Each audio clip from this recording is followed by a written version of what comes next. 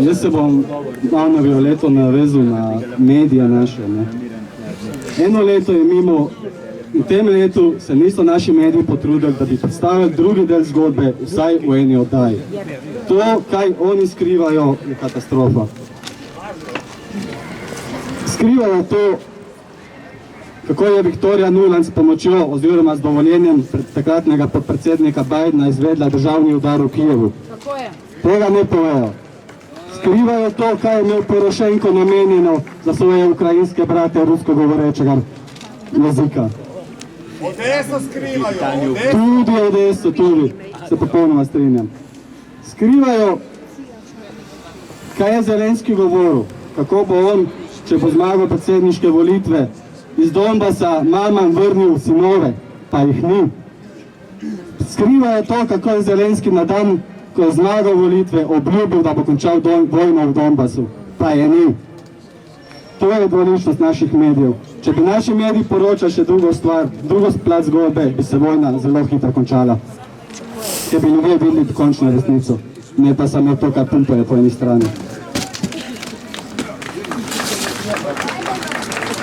Zanimivo je to, da noben izmed medijev ne poziva k dialogu, noben izmed medijev ne poziva k miru. Vsi samo Ukrajina potrebuje več orožja. Samo tako bo v Ukrajini prišlo do mira.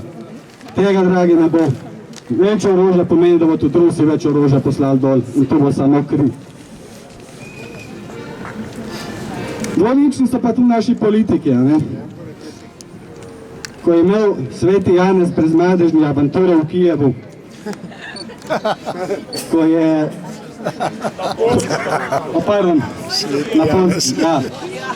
Na Polskem, ja. V glavnem on je hotel zapreti zračni prostor Ukrajine in s tem sprožiti tretjo svetovno vojno 1, 2, 3. To so naši psihopati. Danes imamo pa Tanjo Fajon, našo zunanjo ministrico, ki sploh ne zvoli.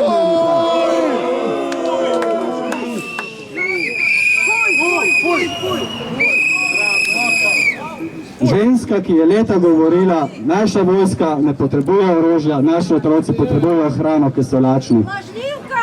Danes pošiljajo v Ukrajino orožje, naši otroci so pa še zmer lačni, veste? Dvolični s njim. Živka! Dobro službo smo dobila v Evropi.